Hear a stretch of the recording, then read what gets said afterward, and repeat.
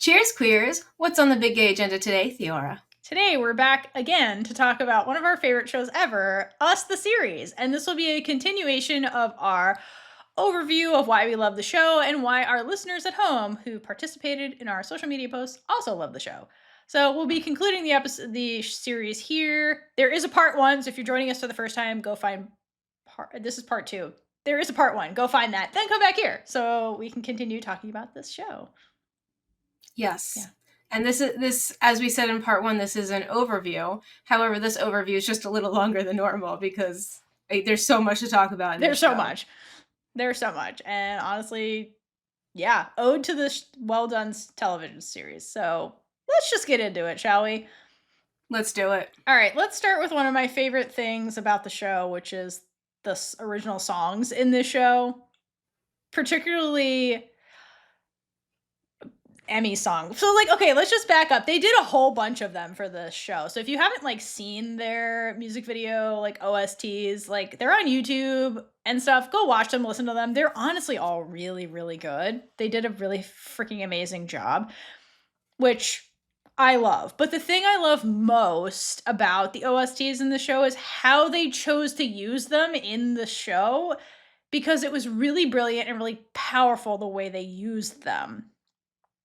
And I'm going to specifically get into how they used More Than Words, which is the Thi Rak song that Emmy sings, because they weave this particular song into the show at really pivotal moments. And to me, I've come to the conclusion that it reads as Pam's I'm in love with Dokrak music. Anytime she's having a big feeling towards Dokrak in that way, or coming to that realization, you will hear the song. So let me just walk you through a few examples of how this escalates and how they choose to weave it into the show.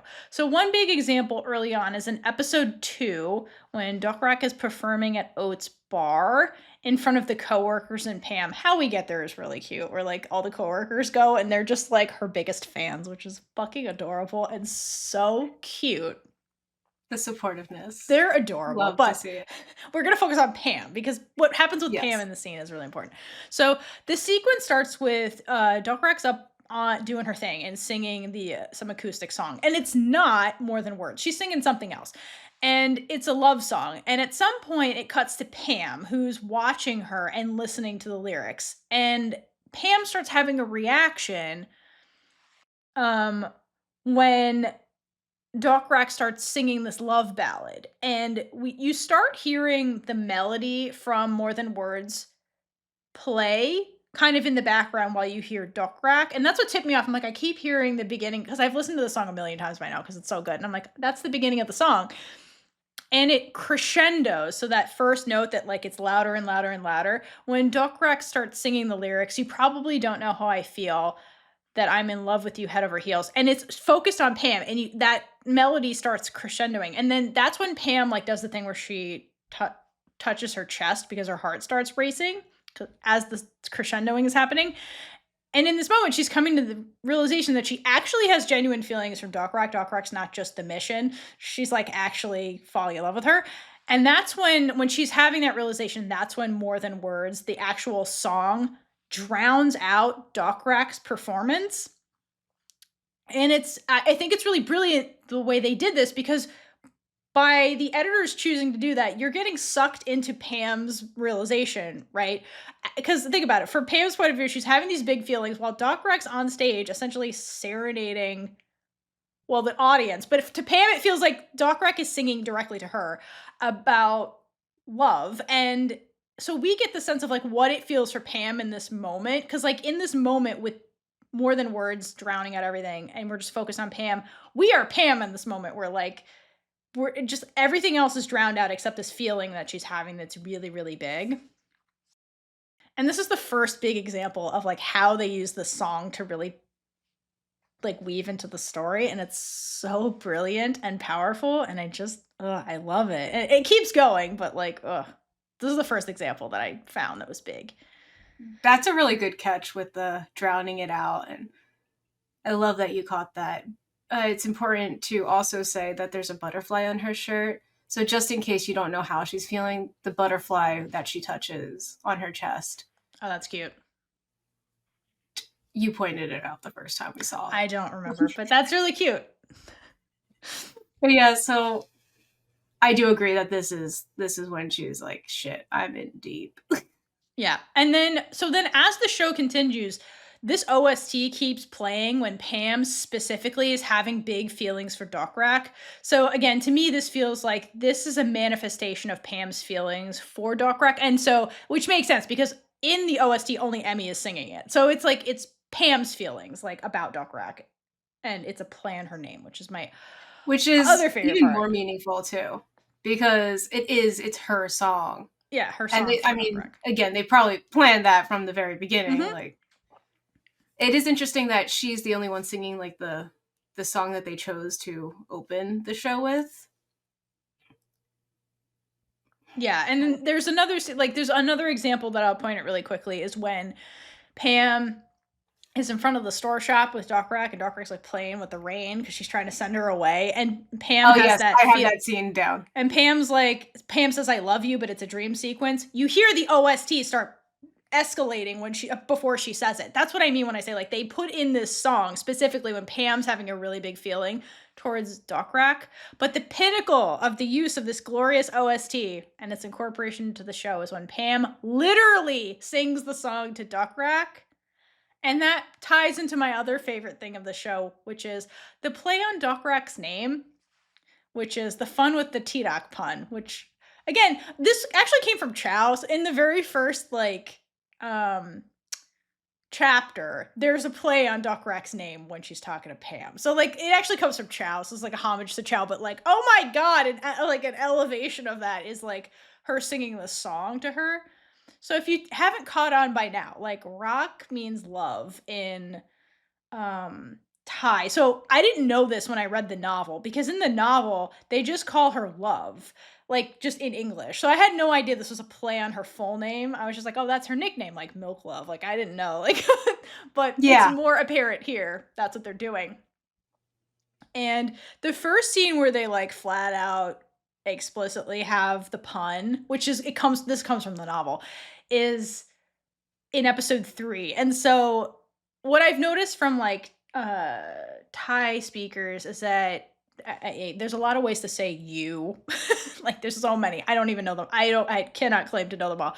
But one thing I've noticed is there's this like reference to yourself in third person when you're intimately speaking to somebody you know pretty well. So in episode 3 when they're on the bus ride, and Dokrak literally gets pushed into Pam because it's a crowded bus, it's like rush hour or whatever the fuck. And then she tries to say like, oh, I fell onto you, Pam. Like she apologizes and she's like, why are you apologizing? It's a crowded fucking bus. And Dokrak's like, well, I fell onto you. Like, I'm sorry. But the way she's talking to Pam is really intimate. So she says her name, like rock fell onto you. And then Pam is like, you fell in love with me? Like, because she's saying her name. And so, and then Dokrak is like, oh shit, no, that's not what I said. I mean, yes, but that's not what I said. So it's a really cute, like, getting flustered, like miscommunication pun with the way they speak their language, which I fucking love. And it was Chow was being evil when she named this character, and she's like, I'm gonna fuck with you so hard. I was too focused on the actually falling into her that, first of all, it was adorable. I love that part. It's so this you happens need to have an accidental. This is such a plausible falling on top of somebody. Correct. I agree. It's natural. It's a natural scenario. The naturalness. It's such a natural relationship. No, I that's really cute. So that's why all that happened. Yeah, that's why Pam's like, you're falling in love. Because of the way Dokrak said it. She's like, no, I'm sorry, I fell onto you. Whoops. But also shout out to Pam, who's reflexively like holds onto her the rest of the ride because she's like, first of all, you're a disaster child. I've watched you try to eat noodles and you almost killed yourself like 10 times. So like you can't be trusted on a crowded bus. Anyway, very protective Pam.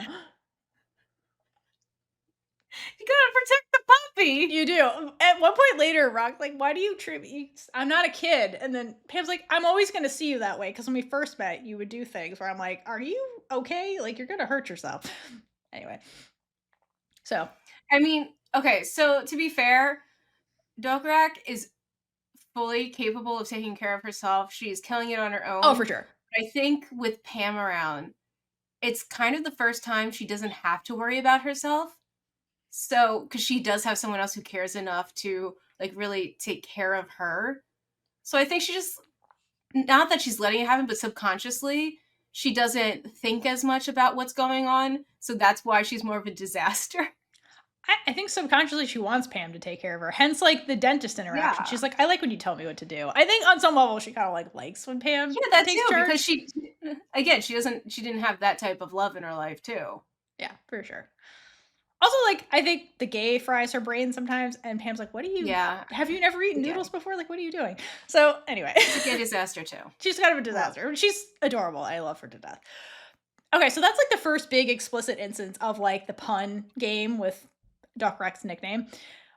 But what I love, so not only is that cute, but what I love, again, just like the song, the way they choose to like escalate the name that Pam calls Dokrak is just utter perfection in like beat with their intimacy. So they basically slowly start changing what Pam verbally refers Dokrak to over time. And it's so sweet and clever, and I will literally never be over it because the execution of this, the concept is cute, number one, but the execution was perfect with how they did this.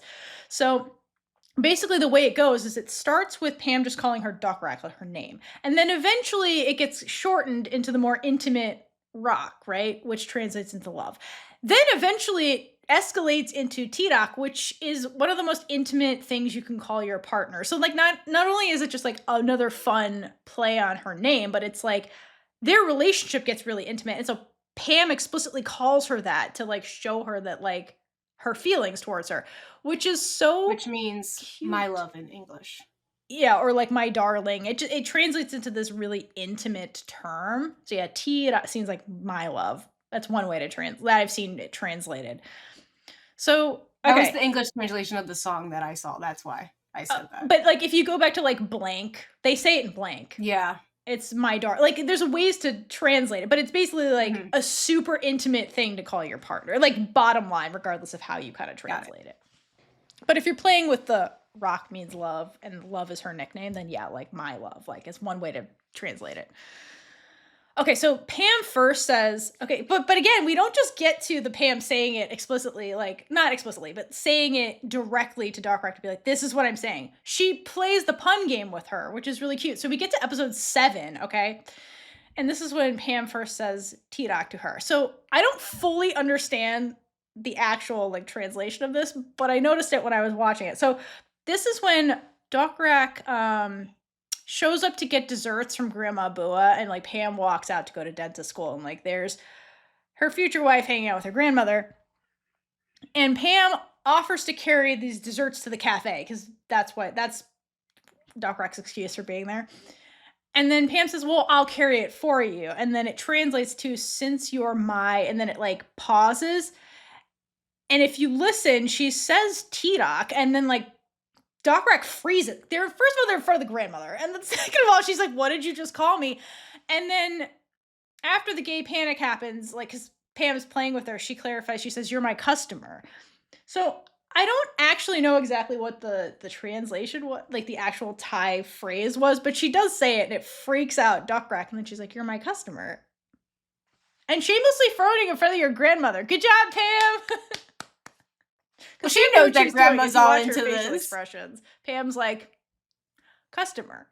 Dokrak's like, oh God, what just happened? Meanwhile, grandma's like, come on, Gabe. She's not listening. Like, it wasn't weird to grandmother because I think that like whatever Pam was saying like was like legitimate, but like she was emphasizing it to get Dokrak to freak out, which worked, and it was very cute. So they're just so cute. So that was cute as a way of flirting. She's like, I'll play with your name, and be like, no, it's fine. I wasn't saying that. But then in the same episode, it doesn't last long because in the same episode, this is the Thirsty Pam episode, we then get to the end of that episode and we get to the impromptu proposal scene, which Oh my god. This was it. The best use of the OST, first of all. So we get the impromptu proposal scene. Then later, like, Dokrak's like, okay, can you help me practice this song for my performance at Ode's bar? She's like, I need to learn the guitar part. I already know the lyrics. Can you be my singer? And they go through the motions of like singing this, doing this song together. And Pam admits at the beginning, she's like, oh, I've heard the song before. I know the lyrics. And then they go through the motions, and then once we get to the Thi Rak part, Pam stops Dokrak from playing before that line can be spoken. And like everything stops. The whole room goes quiet. And then because Pam is essentially getting Dokrak's undivided attention before she says this, which was what a power move. This is Oat would love this type of flirting that they're Oh, hitting here. would. This was like Olympic gold medal flirting is this scene. So, with Dokrak's undivided attention, Pam continues the song and really emphasizes the Thi Rak line. And you can watch Dokrak like visibly melting because Pam is pet naming her in this super intimate romantic way while like singing the song. And what's really worth noticing is that while the scene's playing out, like if you were the two of them, this is just Pam singing. There's no, because she stopped the guitar. But we hear like a melody playing and the music in the background, it's not the OST that goes with the lyrics. It's this gentle, generic music that they decide to play in the background. So it really lets Emmy's voice in the scene stand out because if you're Dokrak in the scene, all you hear is her voice. There is no music. So I love that because again, it sucks you into the moment as Dokrak, who's melting. Hence this like warm music that's really subtle, but like the focus is Pam singing. So again, clever way to use the music and the singing. Yeah, And that's a great thing. yeah, it's really brilliant. And then at the very end, like Pam ends it as it to emphasize her point, as if she didn't make it. She just very blatantly calls Dokrak Thi Rak as the very last thing that she says. As she's like, if you didn't understand what I was doing, I was basically calling you the most intimate thing I possibly could. And after this, Dokrak was legally obligated to make out with Pam, which she does. And when she does, then the music transitions fully into the OST with the full melody and the lyrics. So the way that they broke that up, wove it in, made it this super intimate and relevant moment to their story was just mind-bogglingly brilliant. I'll never be able to how they use the song. To me, it makes that song way more special because there's this connection to the show and how they used it in this pivotal moment that makes it so special and beautiful. And if I could give an Olympic gold medal for just being amazing to everybody that decided to do this and worked on it, and Emmy, I would, but I don't have that power. But if I did, you would. Well, an honorary big gay gold medal to you. For this, everybody who worked on this. But yeah, that's great that you pointed out that she stopped her from playing to get her attention. Because I mean, yeah, it's her being like, if you listen though, you. What happened in the scene was that Dokrak was about to start. Dokrak starts singing because Pam stops because Pam knows the lyrics. Mm-hmm. She's like, "Ooh, I can make my move," and Dokrak waits a minute and then continues the lyrics. So she stops her so that Dokrak doesn't say it, and then Pam picks it up and is like, "This is why I stopped, like so I could call you this." So it's just like, the way they executed this, even the actors, like, damn, like it's powerful. This scene is so powerful and beautiful. Speaking of the actors, though, can we just talk about those micro expressions and the micro Bonnie's facial expressions? Good Lord.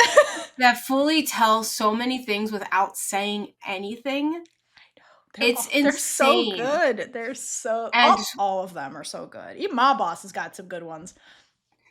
I don't know who said it. I apologize, Patreon, but someone in our Patreon comments mentioned that Bonnie is like really new to acting. I don't know if she's been in other projects or what she's done, but I would never have guessed. I would have thought that these two were a huge couple in the Thai girl love scene or just in Thailand in general, because they killed it. Oh my And god, killed it. They killed it. oh my god. Bonnie, great job. I mean, they did a great job in general, but yeah, Bonnie knows how to use her eyes. Oh my god, yeah, her eyes say volumes, basically. Her micro expressions are always on point. Like, she's a good reaction actor. Like, she does the reactions extremely Which well. is, Is first of acting. all, very helpful to the editors because that means that they know that they can rely on to cut to you if they need to cut to something. Literally, And yeah, it she's makes the always editor's reacting. job so much easier. But yeah, that is That's acting. acting. Because the reacting is such an important part. You don't see her in her head thinking like, "Oh, I have to say this next." No, you see her living as Dokrak. And that's what makes this show 100 times better because I fully believe, like, if I met her in person, I'd be like, "You're Dokrak, right?" No. Remember, these are people, though. No matter how good of an actor they are people with their own lives and personalities. Correct. But as an actor, she embodies this character and has done such a great job. Yeah, I and love her. and on the other side of that, because again, this is kind of like a loyal pin situation where you have Dokrak's like the Anin character in a way. Like, that's the expressive, more extroverted Mhm. character. So you're going to see the reactions a lot more obviously in that character versus like the Pin Pam character who's more in her head and less expressive because that's part of the character, right? Like, Pam is like, quote, the ice queen in the beginning. We have to thaw the ice. So you're not going to see stuff as obviously with that character. But Emmy does a fucking amazing job of like still giving you a sense of what she's thinking with the subtlety of the way she does the character when the character is reacting to something and not verbally saying something out loud. Like, she like dips her head or like she's less with the eye contact, but more with like these subtle facial expressions to show you like what this introverted character is doing. And so she also they balance each other out really nicely with their micro expressions, is what I'm getting at. And the micro movements in the body Oh my language. god, yeah, yeah, yeah. Because that's another way to convey emotion. So the characters who may not express it on their face, if you notice the body language and like the way they move and like point themselves towards other people in the scene, or it says a lot. And you do see uh Emmy use that a lot throughout the show too, to convey what she can't verbally say because her Exactly. character is not supposed And to. on that train, the characters who also do that extremely well is one, Kawi, the actor that played Kawi, because a lot of his character was like he wasn't sharing what was actually going on with Kawi. So he had to do a ton of just like body language, facial expressions to be like, he is not okay. He is not okay. And like he Yeah, would he have to do also that nailed it. consistently throughout the show and did an amazing job. And the other character who did that a lot because we didn't know what was going on with them is Mom, Dokrak's mom. Hmm. That actor, give her an award. Holy shit, did she act her ass off in this show? Like, damn, because that's another character where like you don't know what's going on, but you can see the turmoil. You can see like the shame. You can see all the things just on her face by the way she was acting. Like, oh my god, she did an amazing job. Like, damn. Seriously. First of all, everybody made you feel exactly how you're supposed to feel in Correct. every single moment. Yeah. Because there are times where you're supposed to be like, oh, I don't know if I like her because she's doing this stuff. But then the way she acts, she makes you realize all this stuff going on. You can see what's going on in her head once we get more into her story towards the end. And it's just that understanding of when you go back and watch what she's actually doing in that scene, that's and how you see how she actually feels rather than what she's saying. So that separation of what she's saying from her expressions is just, again, yeah, great job, actor. No, great job. And great job to the guy that played Keem, the dad. You made us hate you. Like, that was your Yes, job as the you actor. did your That was your job. job. You did your job. You did it He well. he acted I the hell fucking out hated of you. it. And Grandma Yes. Bua, you made me love you. Give her an Oh award my too. god. God damn. Grandma Oh my Bua. god, what an acting I job. love Damn, she you. was good. The acting. But let's get into Dokrak's mom Oh more my god. because what a layered character. First of all, I'm just so glad they gave her a full journey because oftentimes where I have issues with shows when the main focus is a younger character is that the adults are one dimensional. And it's basically like mom is evil. That's it. That's the whole story. Mom is this cartoon kind of a character. But no, Dokrak's mom had a full character arc and growth and like all this stuff, and I didn't expect that going into this because in the novel, like the parents are background they're mentioned, they're kind of there at some points, but they're not people.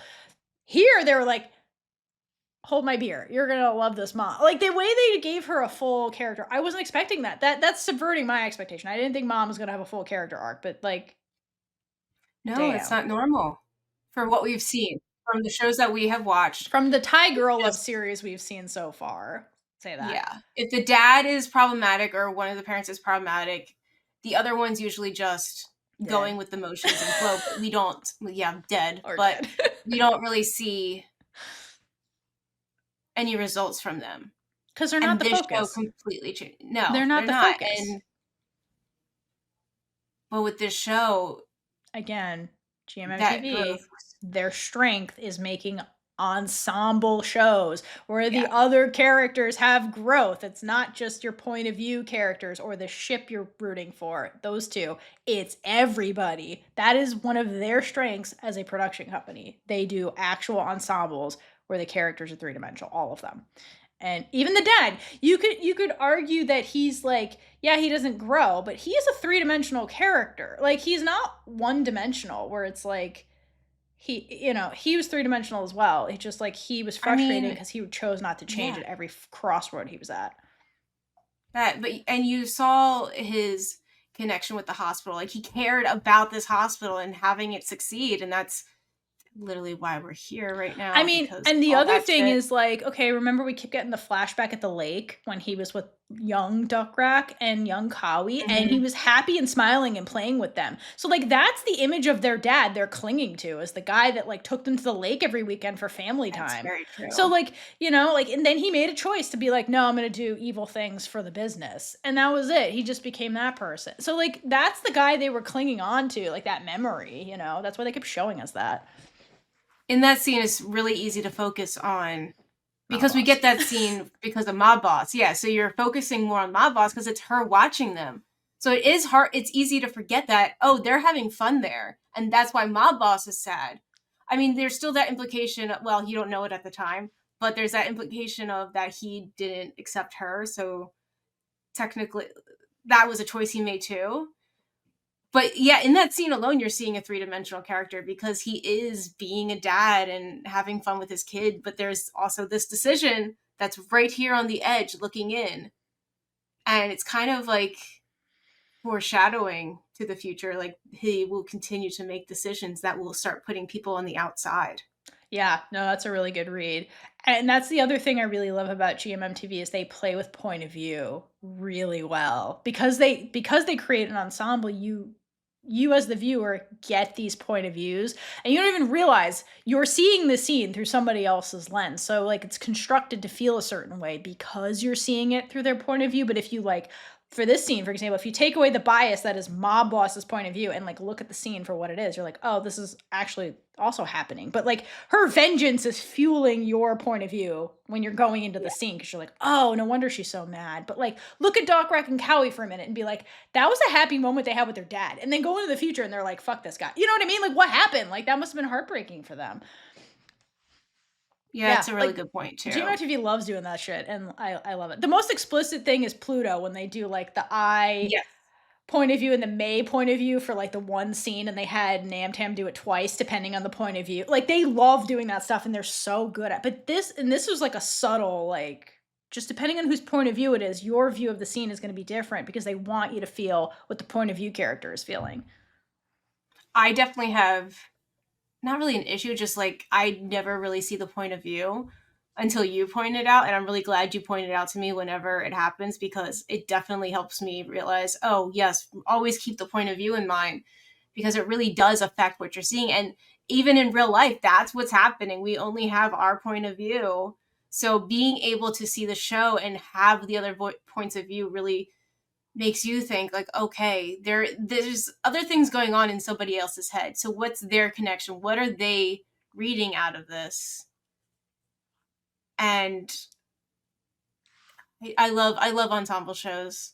I think they're the best. It just gives you more. Like, to your point, it just enriches what you're watching, because again, it's that there's the surface level read of what you're just seeing and reacting to for the very first time, your reaction to it. But then when you take a step back and you're like, for me, I would say it's media literacy and all this stuff, but really I'm a suspicious person. I'm like, what are you trying to like trick me? What are you trying to really show me with this? And it comes from living in a time when like misinformation is everywhere. When you have to look at something and be like, okay, but like who wrote this and why? And like, what are you trying to get at? Because even facts can be skewed. Like statistics is a famous thing where like, me? huh? It's like, what are you trying to sell me right now? Yeah, exactly. What are you trying to sell me? Like statistics are like that too. Like there's many ways to show the same statistics, and like you could give a point of view to be like, I want you to look at this favorably, so I'm gonna like skew the graph, like skew the the x-axis, y-axis, so it looks better. That kind of stuff. So when I'm looking at something, I'm always like, okay, but like who is telling me the story? Because depending on what character is telling me the story, like their point of view is going to cloud what I'm seeing because I'm seeing it through their eyes. So I'm just a suspicious person. I'm like, what is the writer trying to tell me with this? Like, really? Because there's more to it than like what I'm seeing. I am suspicious. So there's that. So anyway, so let's get back into Dokrak's mom. So episode 4. So that's when Dokrak finally tells Pam why she ran away from home, right? She's like, oh, I caught my father cheating. And then when Dokrak found this out, there's this full ass scene where Dokrak confronts her own mother and begs her to get a divorce. But like what happens to mom? Because mom in the beginning, again, is probably clinging to the man she married. Okay, the man she married and the man she has right now, probably not the same dude. Okay, shit happened. He's awful now. And I think she's still in denial land. But mom in the beginning is set up as, quote, the traditional wife, right? Because what's her excuse, or rather rationale to Dokrak in this scene, in the flashback? She's like, well, Dokrak, it's not that simple because I have to think about the fallout of our entire family. It's not just me and my happiness, right? That's the traditional wife. The female character is the sacrificing one, right? She's like, it's not about me, it's about everybody else, right? She's like, what's your grandmother going to say if I don't, I'm a bad wife, right? Whatever. Or I'll be ostracized.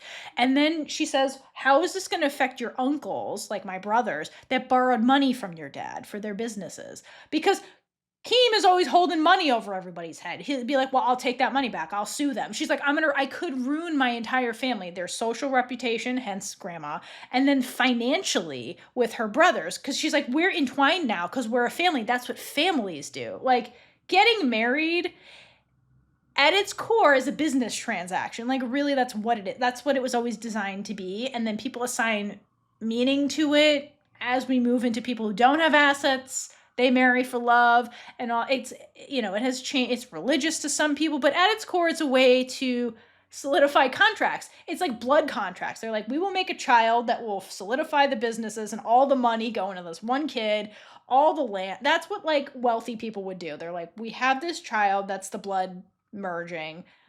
That's how money gets transferred. That's really what it is. And so mom is like, I'm now in this position where like money is already entangled. And so if I step back, they could get hurt. And then the heartbreaking part was when mom's like, I already know what your dad's doing. There's like a don't ask, don't tell policy in this house. She's like, I already know what he's doing, but I'm trapped in this marriage now. Other people are involved. Like, as long as he keeps it from me, I can go on pretending this is normal. Because like, unfortunately for women, historically, in patriarchies, this is normal. That she wouldn't, if this was like 200 years ago, she wouldn't have any right to say anything. Like, it is what it is. Like, she wouldn't be able to do anything about this. But now we are not in that time, right? And that's what Dokrak is saying. She's like, hey, Ma, this is not the 19th century anymore. You can do something about this. And mom's like, well, I bet all these other people, dear, all these other people. And it's really shitty for, like, the mom to have to be living as a hostage, essentially. Yeah. And she's like, I also have you kids. like she's She's trapped. in a place where she can't think about her own interests. Yeah, marriage is designed to trap women because women were property.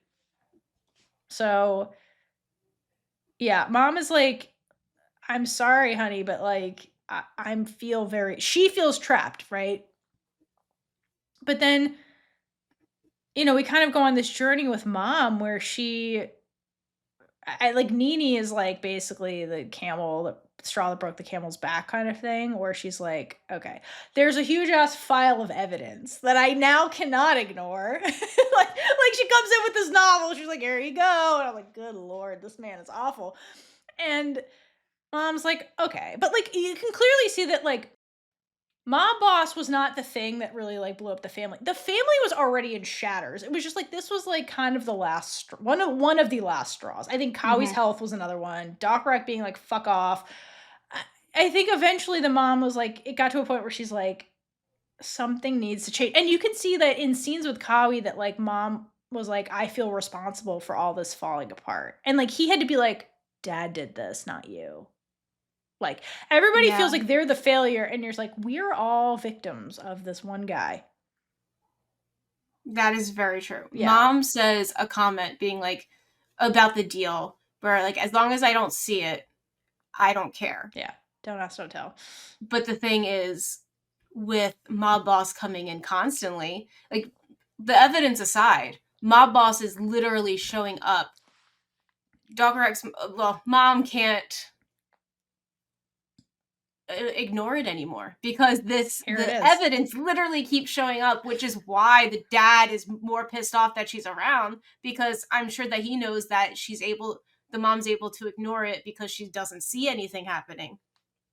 But then once she sees, first of all, the way that this has affected Mob Boss too, because she sees Mob Boss's need for a mom, like she learns about her throughout this whole time too, and tries to be there for her. But Mob Boss isn't in a place to let her be there for her in the beginning. We've talked Yeah. about that already in part one. And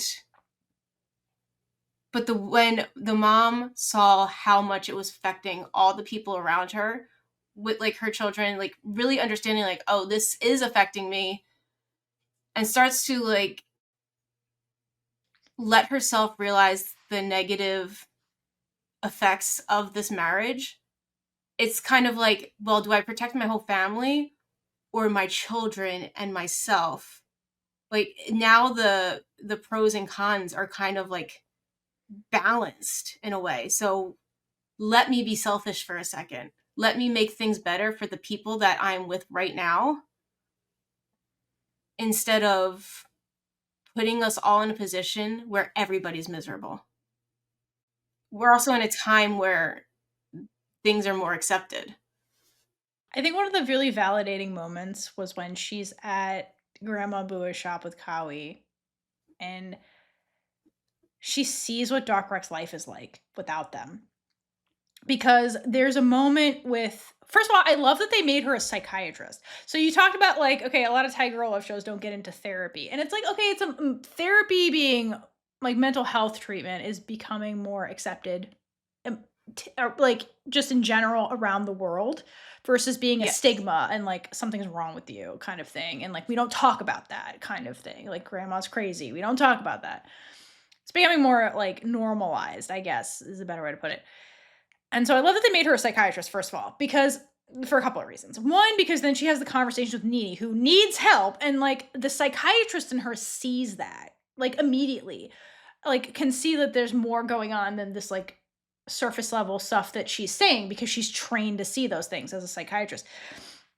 So to your point, she sees all the stuff going on with Mob Boss, and she sees that this person is like she asked her at one point when Mob Boss comes to the house and she's like, "Aren't you tired? Like, aren't you tired of, like, being alone?" Because I think in those moments, like, I think a part of her the mom sees Dokrak in Mob Boss, because Mob Boss is on her own dealing with all this bullshit, and she's has no support. So in mom's brain, Dokrak is on her own with no family support. Is my daughter suffering the way this girl is suffering? Because of the dad, what he did, right? So later when we jump to the Grandma Boo is making them a meal, And mom just starts crying because she sees how loved her daughter is. Like they're all four of them are in the kitchen laughing. First of all, I love the scene because Dokrak's like, "Mom, I'm gonna make rice. I'm real good at making rice." Then she goes in the back room and they start nagging. They're like, "Can you cook it properly this time?" Like they start banter, like making her the butt of the joke. And they're like, "Last time it was too watery," and all like loudly saying this in this house. And so mom is watching this exchange and is just like so tears of joy because she's like, wow, my daughter is so loved. That's why she's like, this house feels so warm, even though it's small. So she was worried that like without the big house and the money that like that she was providing by being with the dad, that like Dokrak would be struggling, but she's like, she's not. Look at how loved she is. She's like, there's more love in this kitchen than we've ever had as a family in this big, wealthy house that shows we've made it, right? So it's kind of one of those things for the mom where being a psychiatrist, I feel like is a really I liked as a character trait for her because you get to see different things because of the way her brain works. Mhm. And so I love that Also she again shows that yeah. even though she's aware of the things, like how other people it would affect other people, doesn't mean that you can always recognize it for yourself either. Oh, absolutely. And so that I love that she again, she's going on this journey to be like she has to come to the realization that like well not has to, but she's coming to the realization that like keeping the family physically together is not the best thing for the family. Like the dad Keem has chosen to like not be a part of the family. And like being able to let go of that is so difficult because for so many reasons, like like she said when Dokrak first confronted her about it, but she's like, look, like we are like at this point, me, Kawi, and my daughter were the family. And what's best for us is for us three to be together in a smaller, happier environment. And so like it's hard to come to that realization, but she's doing it. And I love that she gets there. And then does integrate herself into her daughter's life. Like when Pam's grandmother died, her and Kawi come to the funeral as family members would. So they very much like she just and she adopts Mob Boss. She's like, I'm not mad at you for being the love child of my cheating husband. You didn't ask for any of this. Like she just sees another daughter that needs like another human being that needs help and chooses to like be like you're my sibling, you're my children's sibling, like, and you're neglected. And she takes her in, and then Ma Bus does the same thing back. Like, I just love that she got this full arc of just like, it's not even a redemption arc. It's just she came to the realization of like, I have to let go of this marriage because it's and be happy afterwards. Because that was her journey on the theme of the show, basically. And I love that they gave the mom that. It was really good. I love the way they did it. It was very It subtle, but was. fucking amazing.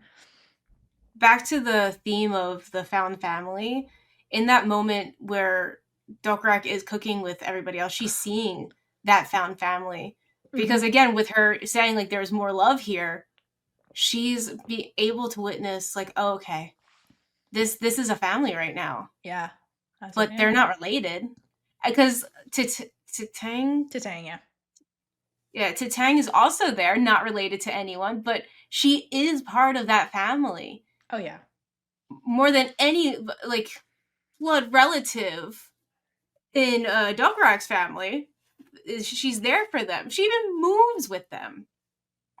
And by her seeing that, I think that even helps her to accept Mob Boss even more. Even though she was already willing like to be there for her, I think that really showed her that she could like that she is family no matter what. And that was just her character learning about the found family part. Yeah, I to your point, found family is another humongous theme. Like Oat has this whole conversation. Like she's like the guru. Like she shows up, flirts with women, and then is like, "Let me just give you some life advice, like just casually." You know what I She mean? knows all. And she does talk. She has some conversation with I forget who it was. It was just Kawi or Mob Boss. I can't remember. But she basically says explicitly that she's like, well, family doesn't necessarily mean blood.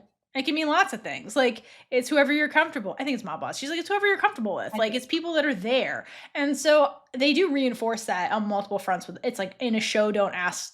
show don't tell kind of way, and that scene, to your point, is a show don't tell, where, like, you see that's a family. Like, that's why mom's like, "It feels warm in here." Like, Titang says the same thing. She's like, "I showed up here one day, I don't know why, and just stuck around because it felt warm being around Grandma Bua." And I was like, "I needed that," because she was another, like, her parents died when she was young, and she, like, went through it and was like, "I found you guys, and now I'm Pam's big sister," and, like, that kind of stuff. And Pam sees her that way, and she's like, Pam's like, "Yeah, no, you're, like, my big sister. Like, that's just the way it is." So I love that they reinforce that on multiple fronts. It's really, really great. Um, Also, props to the mom for being willing to go through with the divorce, because she battles that decision for a little while. And yes. also that conversation with Kawi, how he does not talk her out of it and is fully backing her Oh, up, so sweet. is a huge moment Yes. for both of those characters. Yes. We're gonna jump to him next. But I have to Uh, say, one of my favorite mom scenes is, again, that scene with in the Grandma Bua shop. That was the cutest. I love when she starts teasing Pam openly, and, like, again, just being like, first of all, she just accepted her daughter as dating. Like, first of all, Dokrak, when she had to tell her mom, she's like, "I'm really scared. I'm sorry, mom." I was like, "I don't care," and, like, hugs her, and then is like, "I'm sorry, I don't hug you enough. I don't care. Let's go to lunch and bring Pam so I can meet her." And then they go to this thing, and she's like, "My daughter's so happy. Why is my daughter so happy, Pam?" Like, Pam's like, normal reasons." And, like, Dokrak's like, "Stop teasing her." So it's really cute that, like, again, mom just, like, fell into the pattern of being, like, a supportive, like, mom teasing the girlfriend. Like, it was really cute. I love that moment with the mom. She's, like, teasing Pam. Because usually Dokrak's the one getting teased, so it was really cute that she was, like, yeah. teasing the girlfriend. But you know when they're teasing someone and being teased, like, that's when they're really connected, Yeah, and that's such a family thing. That's, like, my family's love language is, yeah, like, making fun of it each was other. sweet. It was cute. I just wanna talk a quick minute about divorces, because Sure. we know, like, in Thailand, it's not as accepted in, like, the culture. So I just did a little bit of research on it, and I have a few bullet points just about divorce in general in case people are interested. So, divorce was legalized in Thailand in 1924 under the Civil and Commercial Code, but it was only granted for specific grounds like adultery, um, desertion, imprisonment over 3 years, or physical and mental incapacity preventing cohabitation. Sorry. So, they would fit under this. And then in 1976, the law was amended to allow divorce by mutual consent, though it was uncommon. And then in 2022, which once I saw 2022, I'm like, are you kidding me? Like, laws are still being, like, changed for divorce right now. That's a big thing, because, like, there's so much going on that's still not allowed or accepted today. And we don't think about that. Like, there's still things that people aren't allowed to do. So a new law was passed allowing divorce without specific grounds. So they didn't have to have, like, adultery or anything. It could just be a decision if both parties agreed. In America, it's called no-fault divorce. And I'll say that because in America, there are some states right now, 2025, who are trying to pass laws to make no-fault divorce illegal. Because do you know who in America initiates, like, 70% of divorces?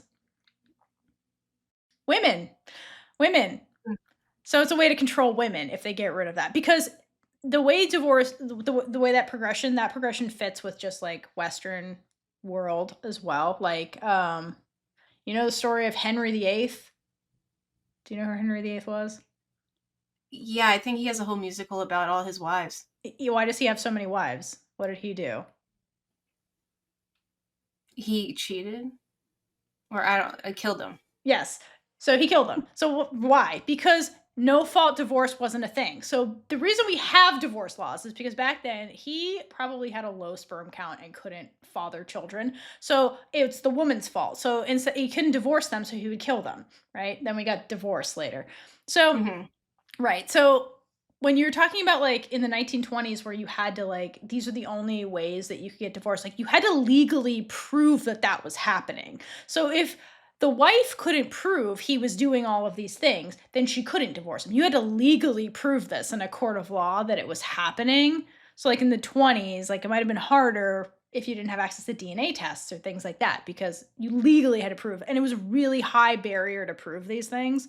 So while like, yeah, you could, it was extremely difficult in a court of law to prove these things. So like they had to keep loosening the reins to be like, okay, but the key is like you mutually had to agree. So that's why like in the Mhm. show he's like, I'm not going to agree to this. So then I can't legally that was the whole crux of Affair, where like Eek is like, I'm not legally divorcing you, Juan. We will legally be married this whole time. Like he was trying to pull the same shit here to be like, my last move is to not sign the papers, basically. Yeah, and I did look into that too, and I believe that it's still allowed. It's just like this huge court hearing Right. costs so much money. Right. And again, with if they're you're getting divorced, the woman has to be able to fund that trial too, Well, also where too, they have in this to. case, she's like basically because he has a bigger name. She's like, well, that's gonna be all over the press. Do you want that? To us, our divorce is gonna be super public. Do you want that? Because Yeah, then the the public. shame of that would coax him to be like, fine. But yeah, you had to go through a giant legal battle to like leave these awful men. Basically, is the bottom line. Yeah. To your point where like the marriage is like just controlling women and like divorce is predominantly led by the women, when the law was passed in 1976 uh that was just amended that if both parties agreed, there was about 10,000 marriages divorces a year. Where in 2022, with the reform allowing without any specific grounds, it increased to 146,159 divorces in 1 year. And that's even the year before that, it was 118,539 divorces. So that is a 23% increase just in 1 year by allowing women to not have an actual, like, Reason. well, no, I'm sorry. I shouldn't say women. It was People. just marriages in general not have to have uh, a reason like cheating or anything like that be the reason for the marriage to dissolve. But then also, again, it is being more accepted. We know that religion plays a big part. Like, they don't really accept divorce. It's more you work through it, ignore it. I don't know if they tell you to ignore it, but that's what people have to do to stay married if they're not happy. But with Western culture being more viewed in media, it's becoming more accepted. And that is why hashtag representation matters, bitch. Yeah. Because you're Yeah. able to, it normalizes it. Also, women are increasingly becoming more independent and able to separate because a lot of these women, again, we see it in the show, she's with him and she didn't have the money and now her whole family's wrapped up in his money, which is why she is staying. But she does have a job and she is working, and unfortunately it is in the hospital though, so that's a whole thing. Yeah, I was always wondering, I'm like, what's gonna happen to her and Kawi at the end of this? Because they work in his hospital. Will they go somewhere else Yeah, to work? That was never addressed, but that was my curiosity. But yeah, to your because point, like then yeah, there's a whole political. there's a stigma attached to divorce is like the bottom line. There still is, Yeah, like, you there know, is. there is a stigma attached to divorce, like still to this day. And then people looking at that figure to be like, okay, once you made no fault divorce a thing and you see this huge spike in divorces that's like sustained, then people are like, wow, this ruined marriage. Like, marriages don't last anymore. And it's like people were hostages in their marriages and legally couldn't leave these hostage situations, right? Like, it's not this glamour. Like, Yeah. you look back at the past and be like, wow, tradition. It's like, no, no, no. People were hostages in their own lives. And it's like, that wasn't a good thing. Like, again, point of view matters. But anyway, so yeah, I'm I glad also that we don't want normalized people it for the to show. think that I'm just advocating for people to get divorced, like, because I know in the show I was like, "She really needs to get a divorce," and I say that in a couple different reaction videos because, like, they're not happy and I just really want them to get out of it and live for themselves. Unfortunately, some people are not able to do that, but I'm just glad it's become a little more accepted because the mom really did need to get out of there. Well, here's the thing, they easily could have it's how it was handled in the show. Like, obviously, like, again, that was the letting go part that for her arc, but also for Kawi.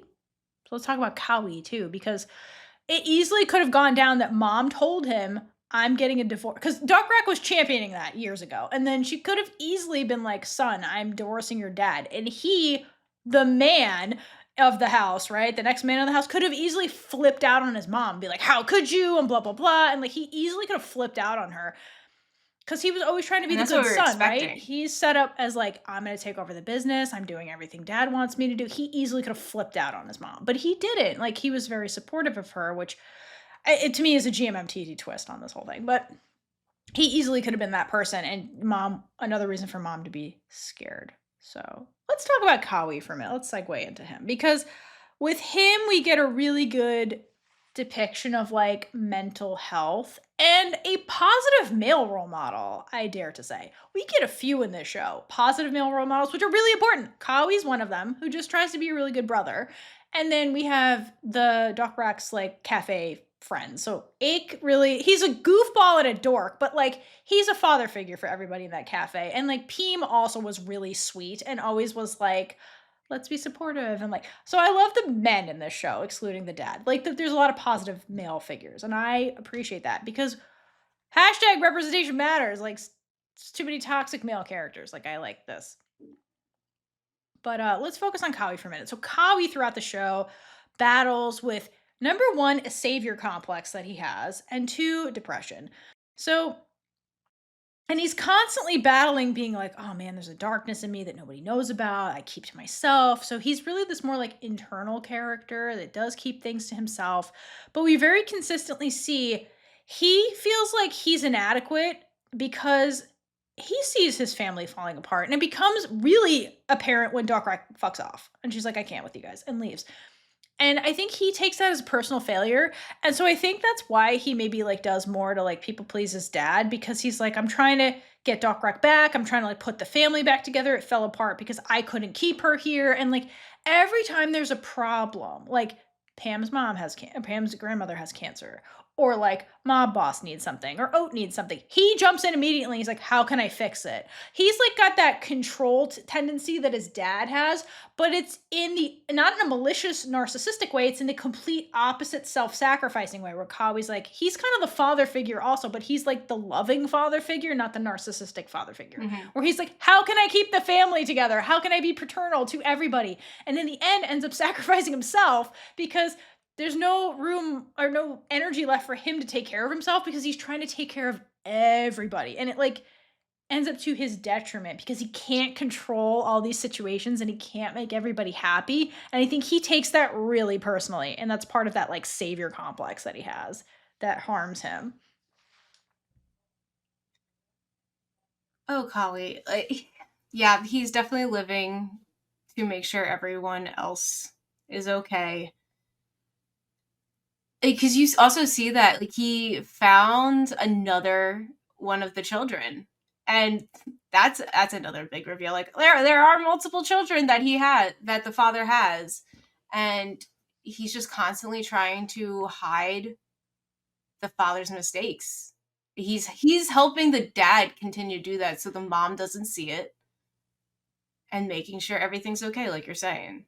Yeah. But I mean, he didn't like find these people and do this out of the goodness of his heart. The dad No. ordered him to do all these things. Like the dad's like, go shut up this kid. But instead of like throwing money at the child and being like, ugh, it's your fault my family broke apart, Kawi tries to be the dad, where he's like, the Koi, I think, is the other child that we Mhm. see, who says like, you're the only person who like gives me gifts every year. Like Kawi, the way he chooses to handle it is this paternalistic, like loving kind of way where he handles the situation, versus the dad's like, here's money, bye. You don't even like, with Mob Boss. What happened with Mob Boss? Mob Boss's mom dies. What happens? Dad sends his assistant with a check.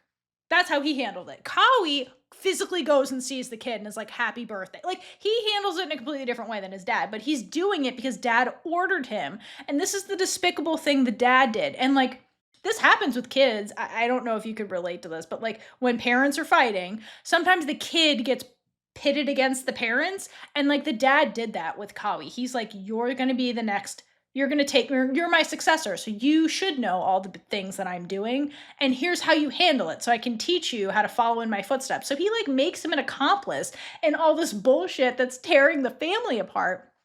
And poor Kawi, the savior, is like, well, as the son, being the good son, I have to listen to my dad, even though what I'm doing is despicable. And you can see it tears him up because he's a good-natured person. He's a loving person by nature. And his dad is forcing him to do things that go against his nature. And it's eating him up inside. Like, you very much see him very conflicted with what he knows what the dad's doing is wrong. But he's like, if I go against my dad and I stand up to him, that's also wrong. Like, that society tells me that's wrong. So, like, he's, like, trying to do his best to, like, people please and make everybody happy, and he's the one who's miserable at the end of the day. And it gets so bad that it escalates to, like, self-harm, basically, with Kawi. There's a strength in these kids, though, to, like, Oh my not god. go with the same thinking as the dad. I'll say the dad, because the mom, again, couldn't really be She present had her own thing the going way on, that yeah. she wanted to be. Yeah. So, but the way that he did not actually continue on with the dad's beliefs, that's strength in itself. Every time he sent a birthday present for Koi, well, gave it to her, that was him being strong enough to know that that was wrong. Yeah. And the way that they were able to see that, I don't know if it was media or how, because Dokrak also challenged the same beliefs that she was raised with. I mean, Dokrak was straight up bullied by one of the kids. Remember that scene where she's at school and the kid bullied Dokrak and they're having this meeting and the kid's like, my dad is so upset because your dad's fucking my mom. And Dokrak got bullied, so that's where she got it from. And she was like, this is wrong. That's what she has personal experience. And I'm sure Kawi, like this comes from personal experience. But he chooses to be a loving person. Like, he makes those choices. Whereas his dad was like callous about everything. Yeah, you see the contrast of the choices you make. Exactly. Like, Kawi easily could have followed in his father's footsteps in every aspect, but he didn't. He fought it. Like, and you see it, but he internalizes it. He's complicit. He goes along with it. He makes his own choices where he can to like do it his way, but he is complicit up to a while. But it's eating him alive. Like, you can see that he's not happy about this, but he's thinks he's doing it Unfortunately, for the right reasons. he takes after his mother in the fact that he does internalize his problems and does not let other people in on it, where like mom was just like keeping all of her feelings down. Kawi, again, is not showing people that he's not okay, and that is why it gets worse. Luckily, we do have Oat, who knows him so well because she's able to read people, that she's able to alert, like, hey, something's wrong, keep an eye out on him. But Kawi wasn't taught to share what's going on. It's like, you do what I say, not, well, he didn't care if he would do as he does. I mean, Kawi, again, the people pleaser. He's not going to burden other people with the way he feels. And let's go to my favorite thing that they did was, again, making mom a psychiatrist. So the irony of having your mother being a psychiatrist, somebody who takes care of people with clinical depression, and missing all the signs of what's going on with Kawi. I will say she didn't miss everything. There were moments where she's like, you're not okay. What's wrong?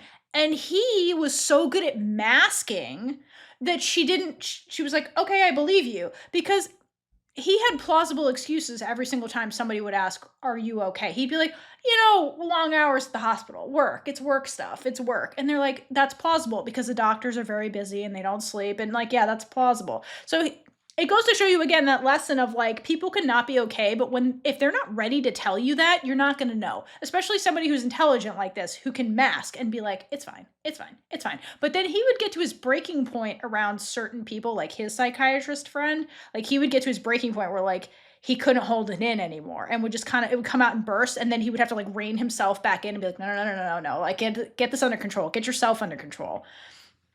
And Oat kind of saw that when he was at his breaking point and he's at the bar and he kind of like lashes out a little bit at the friend. And that's when she's like, something is wrong because he's not masking right now. And that's when she's like, Mhm. "I'm actually worried about him because he's not behaving like himself, and I can see that." Whereas in front of mom, he was more controlled because he's like, "I have to keep the family together," like, you know? Yeah. It's Yeah. also just the nature of being in that damn house. They're all, like, under the dad's thumb. Like, they can't even talk at dinner unless he shows up. Like, everybody is small and under his thumb, and, like, that's the house they're in. So, like, everybody behaves that way. They're like, "I can't be myself in this house." Nobody is. That's why Dokrak's like, "I can't with you motherfuckers," and she leaves. Yeah. Good But, for her. I'm so proud of her. yeah, like, and the big scene when, from Kawi when he's with his psychiatrist friend at the hospital, there's like having lunch or whatever, and that's when he really slips up. And he says the lines like, and he says something like, "Well, who's gonna hold everything together, like, if I'm not okay?" Like, because the friend is like, "You're not okay," and he's like, "I have to be," and he's like, "Well, why?" And he's like, "Well, if I'm not, everything's gonna fall apart." So again, he sees himself as like trying to control himself to like be okay because he has to be okay. Because if he's not okay, nobody else is okay. Because he's the one that takes care of people. And so it just goes to show you how much pressure he puts on himself constantly to like be everybody's savior, basically. And it really like gets to him to the point where he's at like the self-harm stages. And like that's when nobody can ignore it. He can't hide it anymore once he gets to that, where he doesn't want to hide it, or I don't know. And that's when poor mom in the hospital, she's like, "I'm a psychiatrist. I didn't even see any of this." And it's like, I feel so bad for her in her moment because I'm like, you did see something was wrong with him, but he was so good at masking and like convincing you that he was fine, that like that's why you quote didn't see it. Like Kawi chose to like do these things so that you wouldn't see that he was not okay, because he felt so strongly that he had to be okay, like for you and for everybody. And just that's like the ultimate irony of their situation. It's really sad.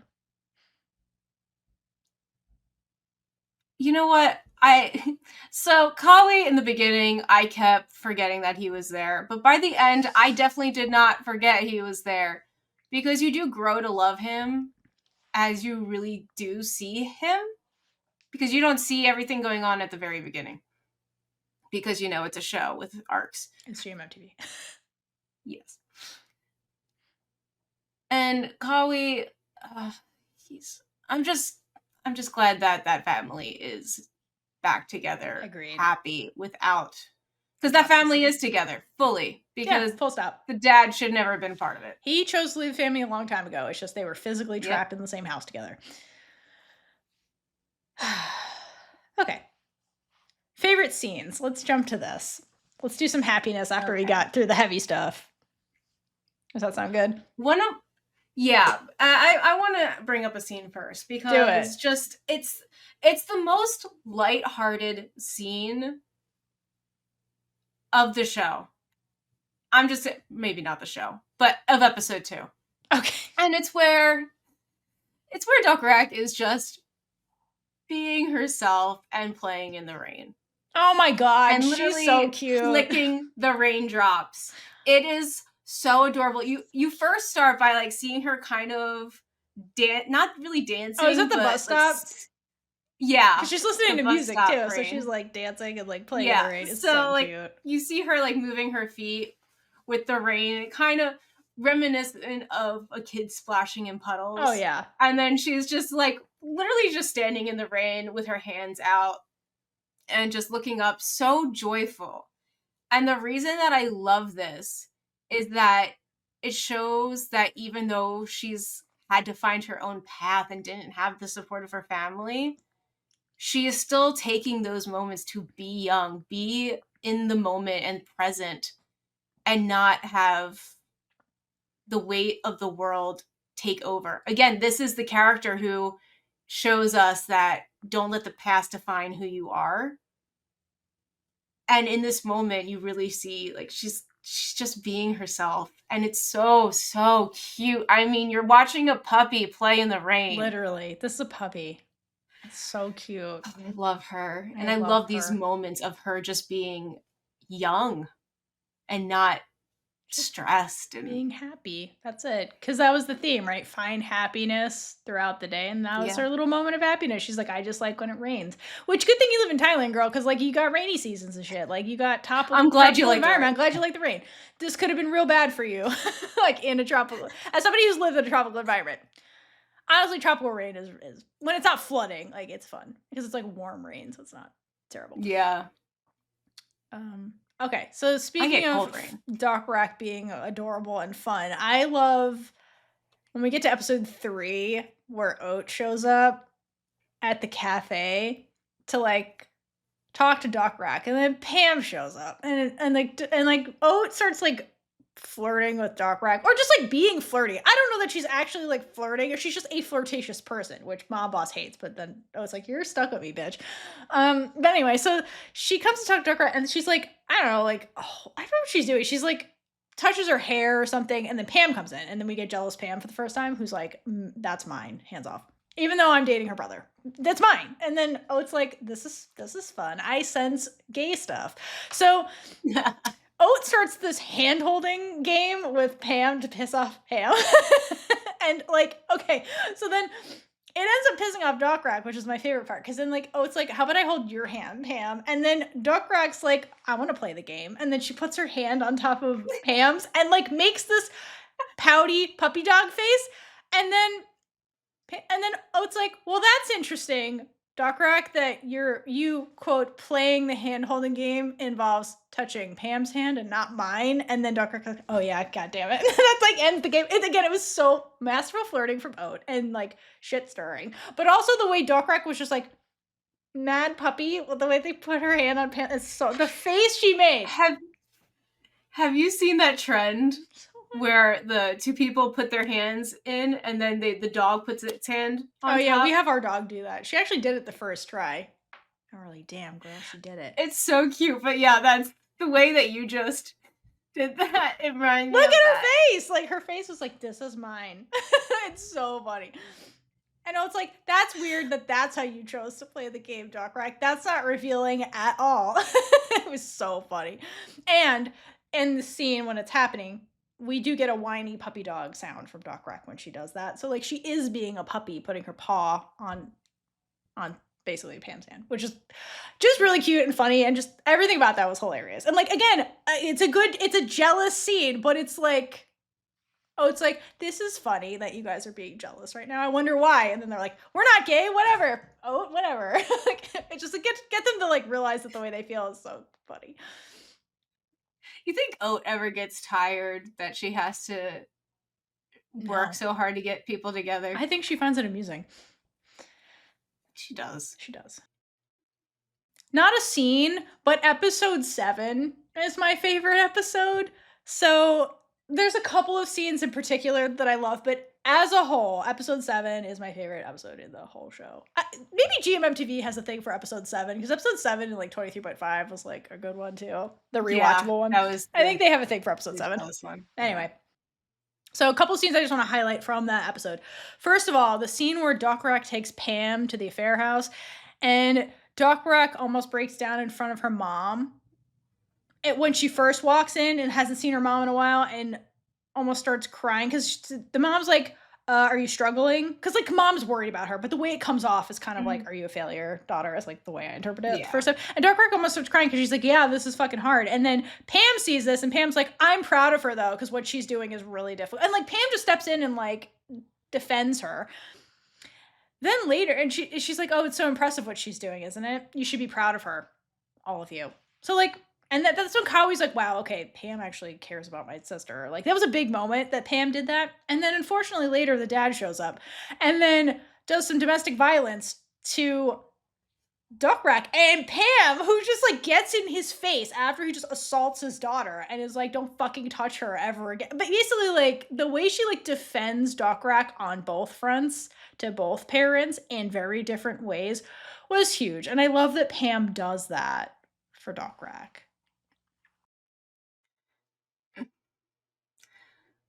First of all, love someone stepping up for the person that they love and not being intimidated by them, because she's meeting her girlfriend's parents too for the Basically. first time. Well, in Keem's mind, this is the first time, but this is not the Yeah, first time she's met this bitch. that's not The actually mom. the first time. Yeah. First time meeting the mom. Yeah. There's a lot of history there. So yeah, I guess that's why she's not Partially afraid why of she's the like, I dad, will get because in your face, sir. I know that you're awful. You killed my parents. Yeah. Don't fucking touch No, her. she doesn't. There's no respect there because there shouldn't be. But also, this is really like Pam's introduction, or like, not introduction, but Pam seeing for her own two eyes what the family is like behind closed doors. Like, he's assaulting his daughter. Mhm. Like, and then she's like, why would you do this? This is illegal. And he's like, it's my daughter. I legally can hit her and teach her a lesson. And Pam's like, wow, this is the environment you grew up in? Like, it makes her second guess a lot of things. So he's not just awful to people he doesn't know, he's awful to his own family. Like, that's when it starts clicking for Pam, like, this man is the problem, not these are hostages in this house. Like, they're hostages. Yeah. She's probably thinking in that moment, if Mob Boss just saw this, yeah, she would realize that they're whole family's miserable. not the Yeah, issue. exactly. He's like assaulting them and shit. Yeah. Anyway, so I love. That's why. Yeah.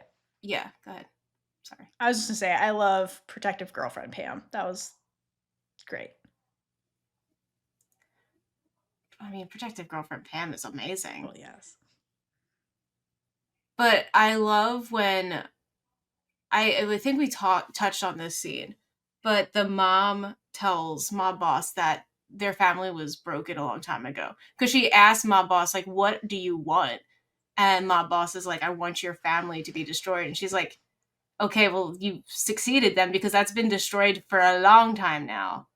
So then she's basically like, so what are you working forward towards? Because what you want has already been done, whether you know it or not. Yeah.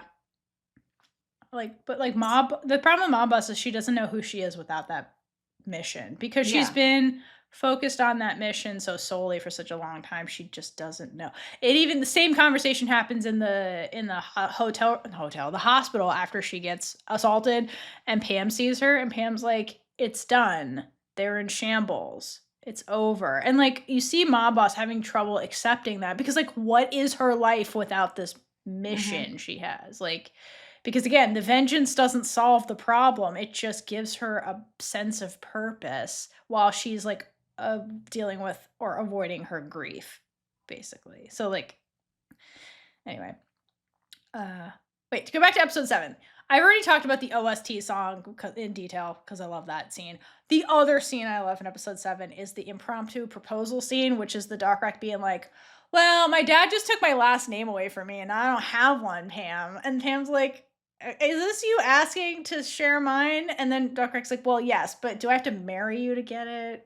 Can we get married? And the way she just does, and Pam is like, do you know what you're saying right now? And she's like, yeah, no, we've been dating for 3 weeks, but I know exactly what I'm saying right now. This was such a lesbian move, but smooth as fuck. Like, go Dokrak to be like, I want to marry you, and I'm just letting you know that right now. And the way Pam is just like, consider us engaged and I'll get you a ring when I got money. Like, that was the cutest proposal scene of all time. The other thing I love about that is the way they like positioned them, where they had like Dokrak sitting on the bed and like her, like the way Pam was like on the floor and the way her legs were like intertwined with Pam and when they're hugging. It was so cute. I just love the positioning they had them in. It was very like tender and sweet. The way they blocked the two of them basically was really beautiful. They may have only been dating 3 weeks, but in Dokrak's mind, she's been pining longer, so they've been dating that whole time. They were dating the whole time. Like, she's the one who was drawing the postcards, so... Yeah, no, she was in deep.